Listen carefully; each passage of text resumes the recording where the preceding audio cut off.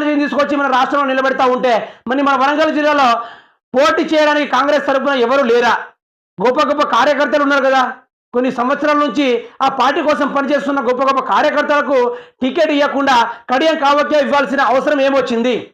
మరి కాంగ్రెస్ కార్యకర్తలు లేరా? కాంగ్రెస్ కార్యకర్తలు సీనియర్ సిటిజన్స్ లేరా?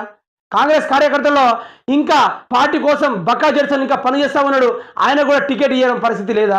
మరి ఎవరికెవరికో ఇచ్చి లేనిపోని వాళ్ళందరినీ తీసుకొచ్చి రాష్ట్రంలో నిలబెట్టి ఇంకా వారిపైన నీళ్లు చల్లుకుంటా వారిని గెలిపియండి అని జన హోర్లు పెట్టుకుంటా తిరుగుతూ ఉంటే ఇక తెలంగాణ రాష్ట్ర ప్రజలు చెవుల్లో పూలు పెట్టుకొని తిరుగుతున్నారా ఎన్ని కొంపదీసి?